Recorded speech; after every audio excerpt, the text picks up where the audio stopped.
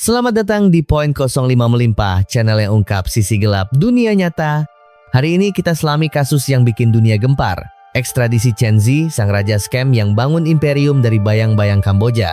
Pada 6 Januari 2026, otoritas Kamboja serahkan dia ke China setelah penangkapan dramatis. Tapi siapa sebenarnya pria 37 tahun ini?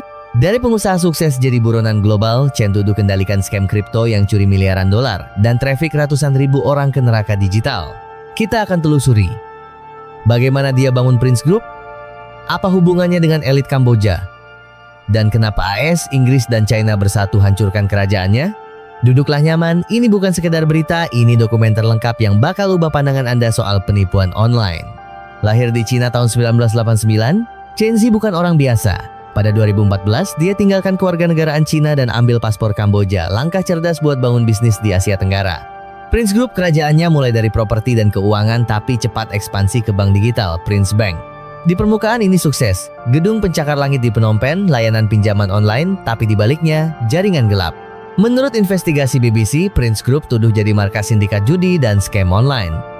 Chen, yang dijuluki enigmatic tycoon, dekat banget sama elit Kamboja. Dia bangun global footprint tanpa alarm, properti, fintech, bahkan sponsor acara sosial. Tapi sejak 2020, polisi Beijing bentuk task force khusus. Sebut Prince sebagai major transnational online gambling syndicate. Estimasi bilang scam bisnis sumbang hingga 50% ekonomi Kamboja. Chen bukan pionir, tapi dia yang bikin skalanya global. Dari Cina, korban traffic ke Kamboja dipaksa nipu target di AS Eropa bahkan Indonesia.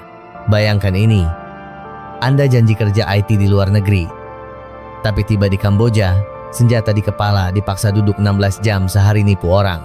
Ini scam farm, camp kerja paksa yang UN estimasi trafik ratusan ribu orang ke Asia Tenggara, banyak ke Kamboja. Korban utama, warga Cina, tapi targetnya global. Mereka paksa curi data, jual info palsu atau scam kripto via app palsu. Chen tuduh mastermind ini. Oktober 2023, AS tuduh dia curi miliaran kripto dari Cambodia Base. FBI di bawah Direktur Kash Patel, sebut ini largest financial fraud takedown in history. Mereka sita 15 miliar Bitcoin miliknya. Inggris sanksi Prince Group blokir aset globalnya. 6 Januari 2026. Chen, bareng Xu Jiliang dan Xiao Jihui, ditangkap Kamboja setelah investigasi berbulan-bulan. Mereka ekstradisi ke China sehari setelahnya. Kementerian Dalam Negeri Kamboja cabut kewarganegaraannya via dekret kerajaan. Balik ke akar Cina.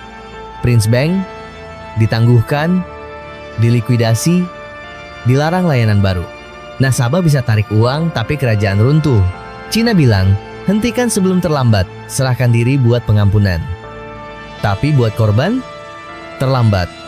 Ribuan orang, termasuk warga kita di Indonesia yang kena tipu kripto, rusak hidupnya. Untuk pahami horornya, dengar langsung dari korban. Laporan Amnesty International I Was Someone Else Property wawancara 58 survivor dari 8 negara ungkap siksaan sistematis di 53 scam compound. Mereka ditipu iklan kerja palsu di Facebook, Instagram, lalu traffic ke Kamboja, disiksa, dijual antar compound, bahkan anak-anak terlibat. Ini cerita mereka. Cerita ini bukan fiksi.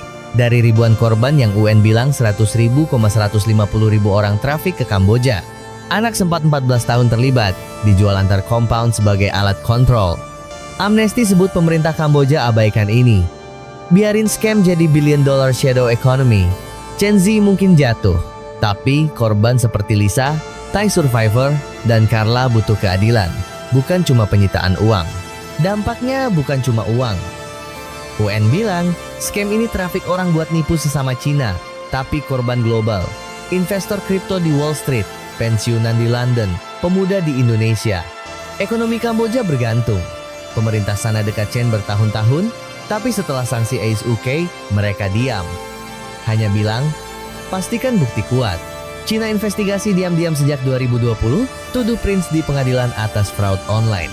Beijing bentuk task force, major syndicate di Kamboja. Sekarang dengan ekstradisi mereka janji buru anggota lain. Buat kita di Indonesia, waspada. Scam kripto naik 300% tahun lalu, banyak link ke Asia Tenggara. Chen mungkin jatuh, tapi sindikatnya masih ada. Kasus Chen ajar kita, di balik kemewahan ada kegelapan.